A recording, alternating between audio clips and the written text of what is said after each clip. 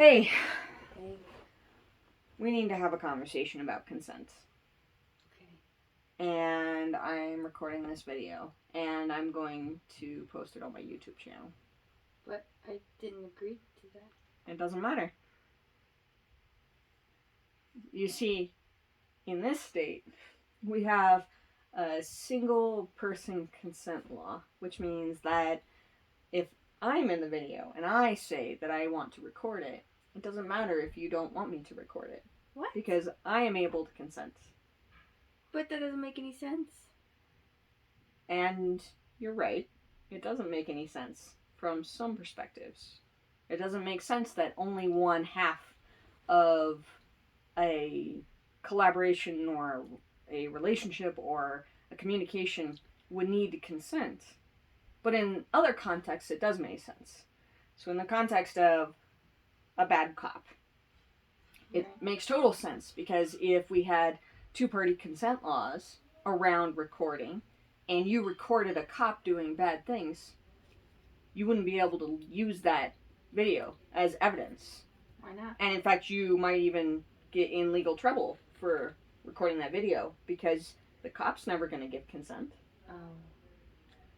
And in the case of if you were in a violent situation and you were recording the violent situation that you are being victimized in, same thing, if that other person didn't consent to be in the recording, in some states or in some places, it wouldn't be legal for you to have even recorded them hurting you. But unfortunately, the single party consent law does mean that the barriers around privacy are eroded because of a lot of different things. But I want to talk about consent in terms of interpersonal consent. But to do that, first I need you to tell me what you know about consent. I don't know much. I was not really taught it. Like, isn't it two people? Like, one of them has to say, where they both have to say, yes, they agree with it, and then they can do it. Well, that's a very loose explanation of what consent means. Consent requires informed awareness. It requires the ability to consent, either legally or not just legally, but from an emotional and a mental standpoint, which means that you cannot be incapable of consent because you are incapacitated in some way. So a person who is asleep cannot consent. Right. A person who is under a certain age cannot consent. In other words, you, because you are 16, you are not legally allowed to consent. Because you are not old enough to consent. At least in the terms of, like, sexual consent laws. But what if I know what it is? Like, what it means? It doesn't matter. Legally, you are not of an age to consent. Just because you are able to understand doesn't mean that you are legally allowed to. Now, legal standards aren't always the only standard. There are a number of standards. Some consent laws are really not very good at being laws because some consent laws say things like if you chose to become incapacitated, so if you chose to drink or you chose to do drugs, then anything you do after that is consent. That seems pretty unfair. Yeah. Those are examples. So a legal framework is not the only place to consider consent from, but it is an important one because if you are not legally able to consent, other things don't really matter. Because if you are not legally able to consent, then whoever is participating in an activity with you, no matter whether you do consent or do not, is at risk. And risk is another thing to consider where consent is concerned. What age do you have to be able to legally consent? I'm going to tell you something very important. If a person knows off the top of their head what the age of consent is, you get as far away from that person as possible. Oh, because then they've done the research. And it means they probably want to use it. And that means that they might be dangerous. I do happen to know the answer, but that's because I have a bunch of kids and it's important. Oh, right. Not because of other things. Also because I have conversations like this a lot. Now, the thing about consent is there are a lot of different frameworks that come from the perspective of like from a kink perspective, for example. And certainly there are a lot of things that even in just a regular boring relationship, planning to do nothing except have boring sex. Hopefully you're not planning to have boring sex. Why would you even have sex if you intended for it to be boring? How do you even have boring sex? Oh, I'm sure lots of people can answer that question. But that segues really nicely. How do you have boring sex? One of the ways you have boring sex is if someone in the conversation isn't into it. Oh. Then it's boring. Yeah. If you're lucky, it's only boring and not actually terrible. So, consent is not just I'm into it, you're into it, let's do it. It's not just that. Consent involves a lot of kind of elements. And consent is not just about saying, I want to do an adult thing. I want to have sex. Or I want to do this particular thing in sex. Or whatever. It's not just that. Because consent is also something that you need in order to emotionally request of other people or to physically request of other people.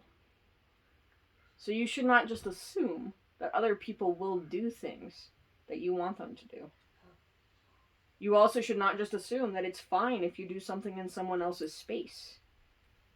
So like as an example, the conversation that we had the other day where you had a phone call in a shared bedroom. That is utilizing a space that's shared to have a phone call that is private, which is something called assumed privacy. But you don't actually have privacy in that situation. And not only do you not have privacy, but neither does the other person in that room at the time. And neither does the person on the phone with you have privacy. And in fact, you on that phone call have no idea how much privacy you have from the other side. You don't even know if they're on speakerphone unless you're really good at telling, and even then, you have no way of knowing. And so, because of that, it is very important for you to be aware of your risk when you're having a conversation with someone. One of the most important things when you are considering consent and when you're considering relationships in general is to protect the privacy of the people that you are having a conversation with, but also the people around you. Like, you wouldn't probably go to school and drop your shorts, right? No, you wouldn't. Just like you wouldn't put your phone on speakerphone and walk through the school having an intimate conversation, right? Right. But that's what you do when you assume that the people around you in a space are not paying attention to your conversations. Not only that, but unless you literally asked everyone in the room, is it okay if I have this private conversation with you present? You didn't get the consent of anyone except the person you're talking to. So, consent is not just about having an active sexual act. It's not just about penetration or about French kissing or those things, although those are absolutely things you should make sure you have consent before you do or partake in, they are also about making sure it's okay to do things in the presence of other people that are not the same kinds of things that you just like would perform normally with an average person around. Like, you don't need the permission of random strangers in public to walk on the sidewalk. Right. You probably want to make sure it's fine, though, for you to have permission for random strangers in public before you start shouting in public. Like, you should probably make sure that's okay. You should probably make sure it's not illegal, or it's not past 10 p.m., or these kinds of things. And the same thing is true for having an intimate conversation. The same thing is true with the person that you're considering someone who's important to you, or that you're intimate with. Like, if you want to have a conversation that has sexual elements to it, you need consent to have that conversation, just like you need consent to touch someone's body.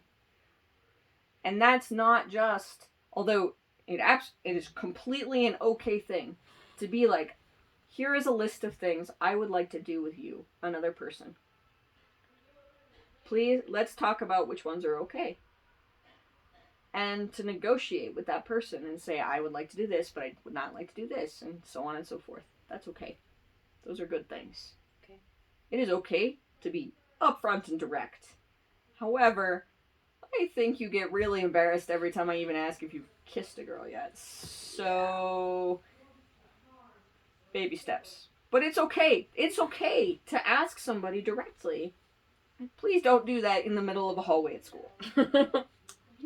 Then you're both going to get in trouble. But also, then anyone who overhears you is partaking in that conversation. Okay? So, like, if you have that conversation at school or in your bedroom with your sibling present or whatever, you are having a private conversation publicly. And you have no assumed privacy at that point. And also, it's pretty likely that whoever you're talking to did not realize that you weren't alone.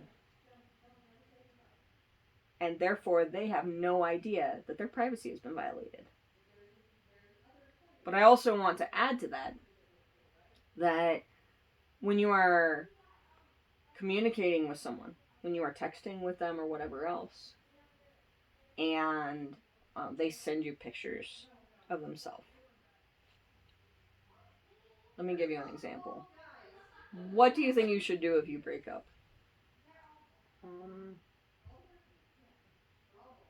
Block him. Okay. That's a lot. I don't know. It depends on how you break up. Oh. Not every breakup is like... Like, okay, so, like, if you break up and then you end on a good note, just be friends. I mean, that's fine, but that's not really what I was asking. What were you asking? I was asking what you should do, like, if someone sends you pictures and then you break up. Delete them. That's the right answer. That's a good answer. If somebody sends you pictures of themselves and you break up, or they ask, you should delete those photos. Yeah. And the reason you should do that is because you don't have permission to keep those in perpetuity. And you honestly should make sure that if you send pictures to someone else that you ask them to delete them. You are not old enough to consent. So it is not a good choice for you to send pictures that show more skin than a t-shirt and boxers cover. So I have to be honest, before I moved here, I think I was 13. Mm-hmm. I was dating a guy, and I think I was going to go swimming or something, or just trying it on, but I had a swimsuit on, and he asked me to send him a picture, and so I did. But you were in a swimsuit. Yeah. You weren't totally naked. Okay. But my friend, one of my friends, Mary Jane, was at my house. Don't use other people's names on a video that might go on the internet. Okay. Not that that's a super common name, but still. One of Remember, presumption of privacy. Right. Yes. Okay. We respect other people's privacy too. Anyway, my friend, they were at my house, and their boyfriend had sent them some pictures, and then their boyfriend said, "Can you send me some pictures?" And then they asked, "Can I go into your bathroom?" And I said, "Sure." And then they took the pictures. And All right. It sounds like we're getting into a situation where we're telling stories about like an inappropriate situation about somebody else. She was younger than me. Okay. That was definitely not a good situation. But one of the things that's unfortunate is that because parents often don't feel comfortable talking to their kids about stuff like this, a lot of times their kids don't learn. Right. Just like there are a lot of places where the sex ed at school is really bad. Because they feel uncomfortable talking about it? Because there is a prolific belief that if you ever tell a kid about anything about intimacy ever, that the kids will immediately go and become intimate with the first stranger they see. What made them get that idea in their head? It's a whole bunch of control and stuff. It's a lot. There's not enough time on any single video to go into the details of how much of a problem it is.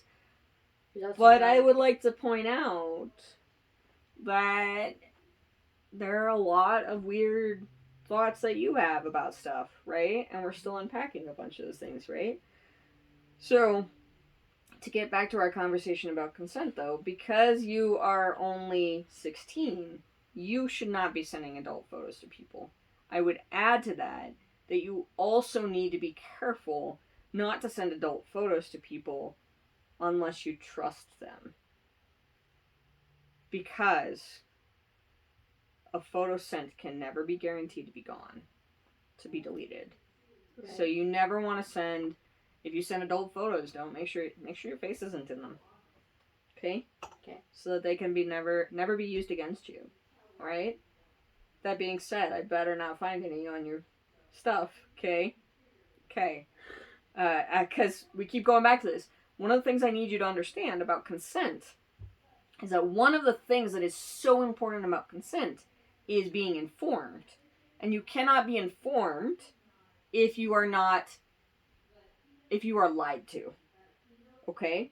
Which means that if the other person or you put each other in undue risk, then you are literally lying to the other person. So, for example, if you are underage and you lie about your age, remember, you are not old enough to consent. If you were over age and you lie about your age to someone younger, lots of people do that, bud. I appreciate that you think that's gross. Many people agree with you. Those are pretty common, but they're not remotely the only things.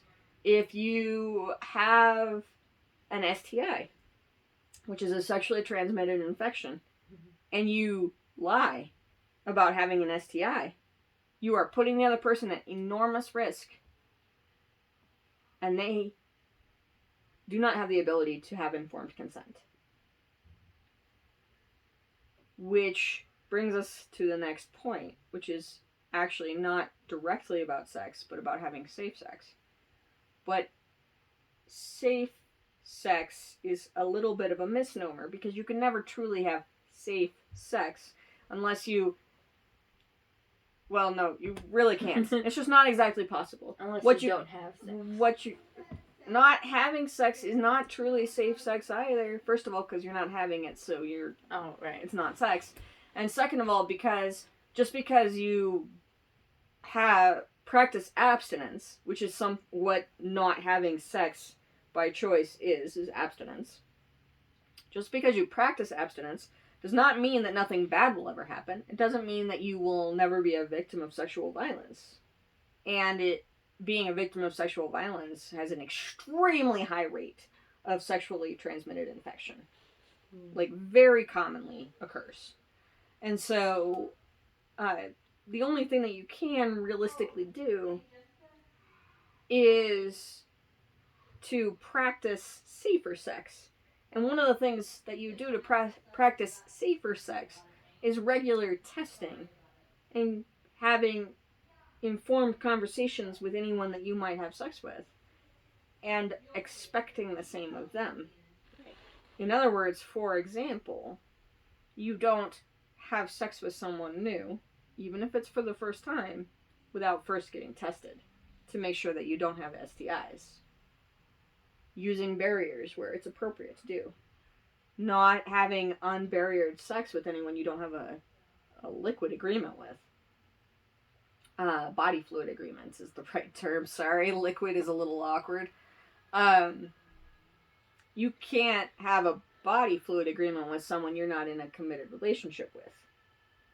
Why not? How would you have a body fluid agreement? You agree that you'll only swap body fluids with each other? Oh, I see. That's what a body fluid agreement means. So you can't, let me be clear, you can be in a committed relationship with someone and not have a body fluid agreement. You can be in a committed relationship with someone and never have sex with them. You can? Yeah, there are lots of people who are asexual. There are lots of people who are in committed relationships that relationship in particular they don't have sex with. I have had committed relationships several times with people who I had a long distance relationship with, and we had not yet had any kind of intimacy before we had our relationship. Oh. There are lots of different ways that a committed relationship can occur. I thought you had to have sex with your significant other. No, you don't. You don't have to have sex with anybody if you don't want to. That's part of consent, bud. You don't... Now, if you suddenly tell me that you are asexual, I will respect that, but also be surprised. I'm not asexual. Yeah, I think you need to be sent down a different path of reading materials if that's the case. But you absolutely can be an asexual person. Now, that doesn't mean that everyone who's asexual goes without having sex. Abstinence is different than asexuality. Abstinence is a choice not to have sex. Celibacy, same thing, okay? But it's specifically a choice. It has nothing to do with attraction or what relationships you're in. It's a choice to not have sex. Okay? Oh, and asexual is that you still don't experience sexual attraction. Right. But you still have sex? It depends on the person. Never heard of someone that, has lived, I guess, that hasn't had sex. What? You don't think you've heard of... being in a relationship and not having sex when they're, married or something. Wow. Okay, well, your scope in the world is very small. And, is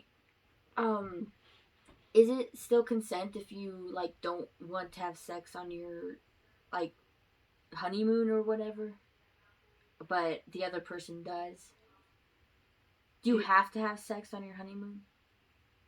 No, you don't. You don't ever have to have sex on any specific day. You don't have to have a honeymoon. Oh, you don't? No. No. But also, if one person wants to and the other person doesn't want to, and then that other person who wants to, keeps insisting or keeps asking or keeps until the person who didn't want to eventually says yes, that's not consent. Just because they finally said yes after they had said no a whole bunch of times and they were badgered about it, that's not consent, it's coercion. Oh. Coercion is forcing someone into something they don't want. Which is why a lot of people within communities will use the term enthusiastic consent. So instead of reluctant consent, like when one of you asks if you can have a third muffin, and I sigh heavily and say, I guess. That is not enthusiastic consent. It doesn't sound like it either. But also, it's not consent, it's permission. And permission is not the same as consent. Okay? Permission says you can do this thing. Consent is an agreement to do something together. Oh. Consent requires interaction between the two. Okay? And permission is like me asking you for that third muffin. You're like, fine, I guess you can. Yeah, exactly. You're not eating my leg.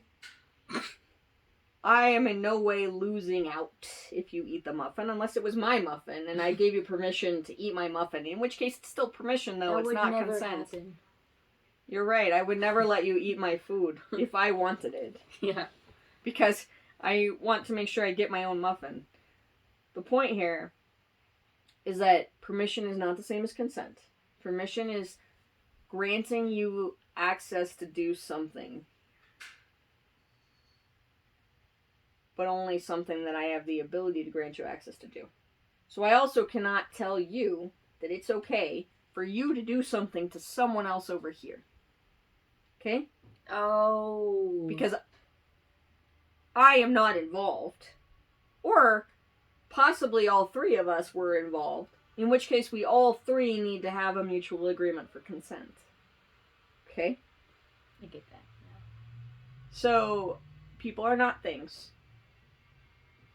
Granting permission is not the same as granting consent. Okay? The next point is that consent can be revoked at any time. I thought it was like a permanent thing. No.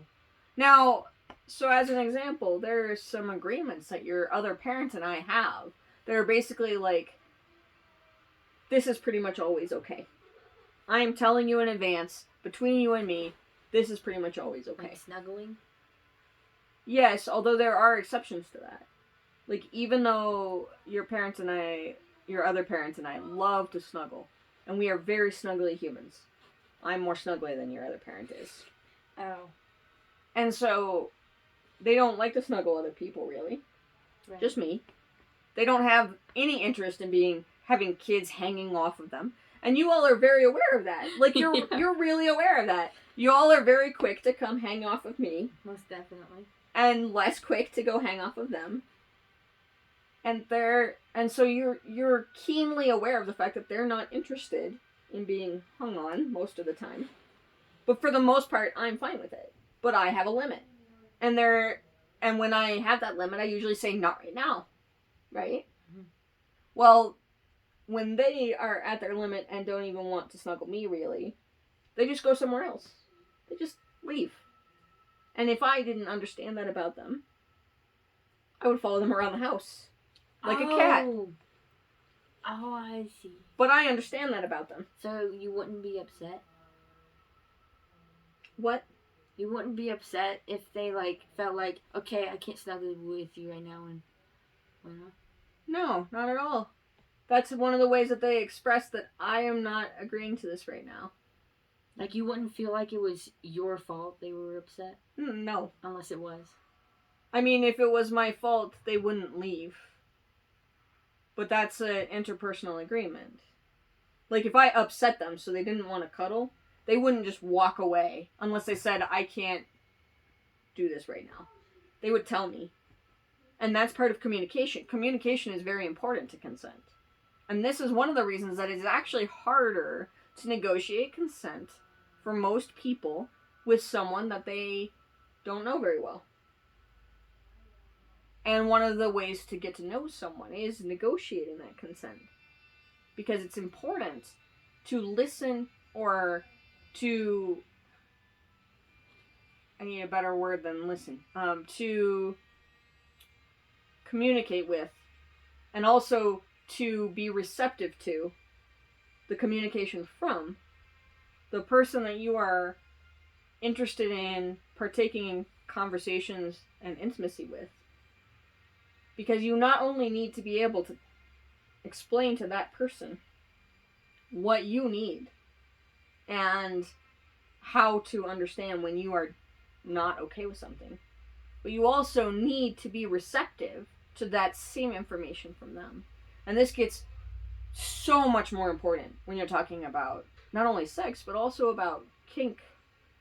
Because one of the things that happens in a lot of different kinds of kink is pain. Not all of them. And that's something you definitely need to understand. A lot of people do not understand that because the only things that are publicized about kink tend to be things like spankings and whips and chains and flogging. Flogging is popular. That all sounds very painful. Yes, that pain was the point there. Yes. Oh, right. But there are other people, like me, who operate on the extremely gentle, I usually say excruciatingly gentle, side of the spectrum. And I won't go into more detail because it is awkward to talk about the details of kink with your parents. But it's important for you to know that, first of all, that kink is not all pain. And second of all, though, that because one of the big elements of kink involves vulnerability in some way, it is vitally important that you have that communication and that trust between you and other people who are practicing. And that is another reason why it's important for you to learn how to have that communication and understand consent. Not only getting consent, but giving consent and how that works before you try to partake in kink or kink community. Okay? Okay. And there are lots of people in those communities who do not understand those things. Just because someone says that they have been active in a community, in a kink community, or they've been doing kink for a while or whatever, does not mean that they actually have interest or awareness of consent on a level that they need to have. Hopefully they have an intention to get there, but it isn't a default. It's not like anytime someone announces, hey, I'm interested in BDSM and kink. Wait, is there different kinks in BDSM? Oh, God bless. See, this is case in point. There are as many kinks as there are people who practice kink. And then some. Okay? I thought there was only BDSM and the other thing we talked about like a while ago. Yeah. No, that's a specific element. Anyway, this is why we're having this conversation. What's important here is that, well, there are a lot of important things. One, of course, is like I said, we have an upstanding agreement, okay? But even though we have an outstanding agreement that says that we cuddle a lot and stuff like that, or that it's fine for me to put my cold hands on them, like, I still check sometimes. Because checking in is important. Making sure it's okay. Like, whenever they say, yes, you can do it once, doesn't mean that you can do it all the time. So you have to ask every time. You have to ask every time. And if they say you don't have to ask, you always have permission, you still should be checking in sometimes to make sure that's still true. Right? Because if you don't, they might be afraid to revoke consent. And it might not be because they're afraid in a physical sense, like, oh, I'm afraid you'll hit me. It might be afraid in a sense that maybe you'll hate me. Maybe you won't care about me anymore if I don't let you do this thing I don't want anymore. And you understand those feelings. You have those feelings sometimes. Right? Very much so. And so you also need to understand that about yourself. Do I really want this thing? Or do I want it because I'm afraid that if I don't want it, that they won't love me anymore?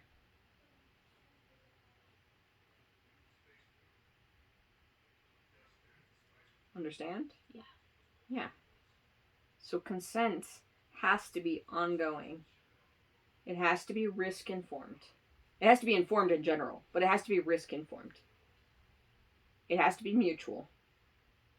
So consent cannot just be one-sided from you. And it also has to be, hang on, what did I say? Mutual, has to be informed, it has to be risk aware. Okay? And it has to be ongoing.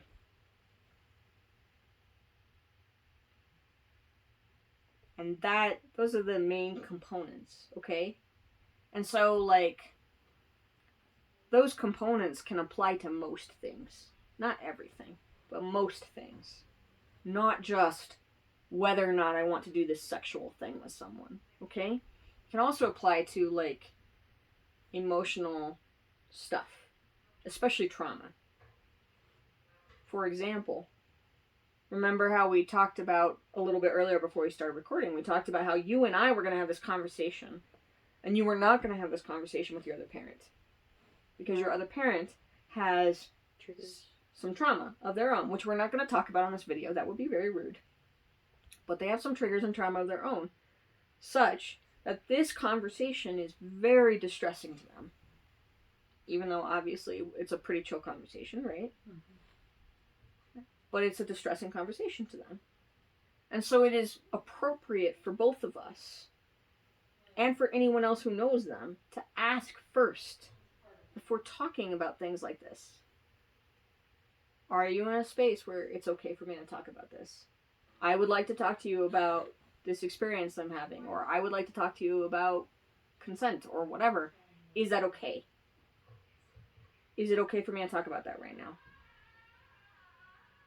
And also, because they're kind of an anxious person, just like you and me, we're all very anxious people, it's important to actually tell them what you want to ask them about without detail. Don't just say, hey, can we talk? Because, hey, can we talk is scary, right? If someone says, hey, can we talk, what do you think? What's the first thing that you think? Something bad happened. Right. Or is going to happen. Or you're in trouble. Mm-hmm. Or they're mad at you. Yeah. Right? Honestly, same. I hate when people do. I really hate when my boss does that, honestly. Hey, we need to talk. Sometimes he's always like, hey, can we talk? And I'm just like, oh no, what happened? What did I do now? How important is it? Yeah, I don't think he realizes he does that to me. But anyway, maybe he does, and he's doing it on purpose, jerk. Anyway, the point here is that there are two components to this, right? Component one is making sure that you're clear what they're giving consent for. I need to talk about consent. Is that okay? And you're asking to make sure that they understand you are asking if that's okay. You're not saying, I'm going to talk about this, and just dumping it on them, okay? You're getting confirmation. All right? And if it is clear that they are reluctant, then it is appropriate to say, would it be better to ask another time, or would it be better for me to find someone else to talk to about this? Okay? And give them an option. Now, since we've talked about this, you and I both know that it would be most appropriate to come talk to me about it. But it's also okay to use that same system when it's not something that's this specific, right? Be like, hey, I had a really hard day. Is it okay if I talk to you about it? Mm-hmm. Or things like that. Now, you all are kids. There are a bunch of you.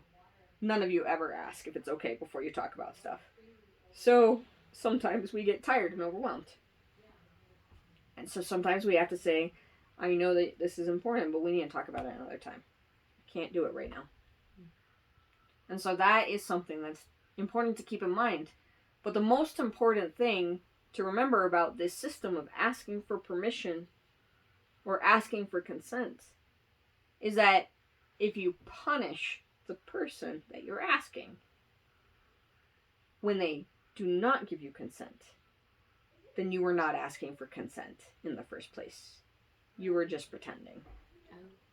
So if your response to no is to lash out or to ostracize someone or treat them badly or because you won't do this, then I won't do this. Any of those things as a response to someone telling you, I can't do that right now. You do not have my consent. In whatever way that they say that. If your response is to get nasty with them, that is not consent. You were just trying to make yourself feel better. And that is abusing people. People are not things. And they don't deserve to be treated badly when they have boundaries and they say no. Okay? Okay. That is true whether we're talking about your younger siblings or your parents or someone you are intimate with or your coworkers or a random stranger on the sidewalk when you run into them. And then the most important element of all of this is that if you do something and you did not get the okay first, and someone says, hey, that violated my boundary, you didn't ask if it was okay, you did this thing and it wasn't okay, your response needs to be an apology. Every time. And your response should not be, I thought it would be fine. Your response should be, I'm sorry. I will do better. Okay? Okay. And that's going to be true forever. But if you learn it now, while you're 16, if you learn this lesson and you keep learning it through, then your relationships with people will be so much better. They will be so good. Because you're not starting out trying to figure out what you can get away with. And if the conversation that you have, the conversation you should have with your friends, and the conversation you should have with your, like, you should talk to your friends about consent. And be like, listen, this is what I thought consent was, but this is what it actually is. You should have that conversation in the GSA. You should have that conversation with relationships that you work on starting and stuff like that, okay? Okay. You should have that conversation all the time. You should be always talking about it. Because doing that has a ripple effect. And what will happen is the people that stay around you will be people who are interested in consent being an important framework to your relationships. Whether they are intimate relationships in a friendly way or intimate relationships in a sexy way or whatever that is. Like, I have loads of romantic friendships where I flirt with a person and we have a little bit of romance between us, but I'm not having sex with that person. But I don't do that out of the blue. I do that by building a relationship with a person. And, like, I don't flirt with people unless they opt into my flirting. And that is me asking them to consent to our conversation. Rather than me sliding into their mentions or their DMs or their text messages or whatever and just being like, hey, baby. You know? Like, some people would probably be alright with it because I'm pretty cute. Very straightforward. Yeah, very straightforward is not bad. Okay? There's nothing wrong with being upfront. In fact, in a lot of ways, it's so much better because there's so many people in the world who have a really hard time trying to figure out what the nuance is. Not because nuance is exactly bad, but because there are so many different ways that it could be interpreted. Like, a lot of times people play weird games with each other's emotions and they're doing it in a non-consensual way. Like, you didn't get the other person's permission to mess with their head. It is completely fine to mess with somebody's head once you have the agreement with the other person. I love how I'm testosterone squeaking through this whole video. I have that exact same thing at school. Oh my god. And when I'm having fun, it's just like screech owl. Like, oh, that means the testosterone's working. Anyway, it is important to have these conversations. And it'll feel awkward at first, okay?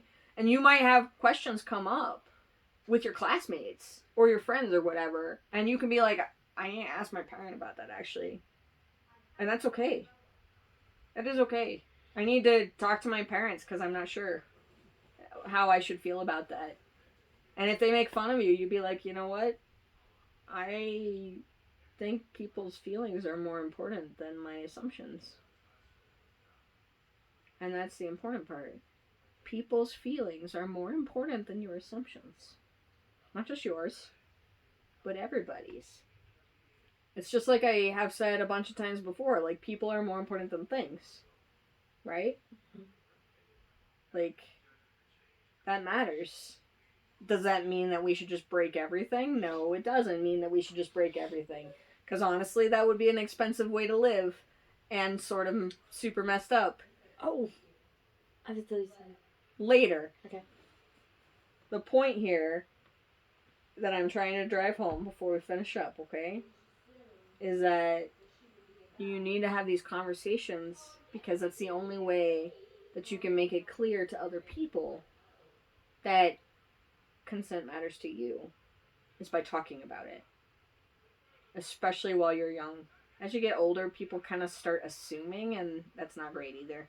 But if you talk about it enough, then other people who are also interested in consent and feel like it's important, will gather around you. And that is how you solidify a community of friends who respect each other and you accept each other's boundaries and help back each other up. And that's awesome shit. Like, that's how you get to be, like, the really cool queer kid when you're young instead of having to be old and figuring it out. Right? If I had learned consent when I was a teenager, my life would have been a lot better. And I know that's true for your other parent as well. Now, before we wrap up, do you have any burning questions that are related to this topic? No. Nope. Okay. Before I actually do post this on YouTube, is that okay with you? Yes, that's fine. Maybe it'll help a lot of queer kids. It might help a lot of kids in general. Also, maybe some adults. Adults too. Yeah. Alright. Good word, kid.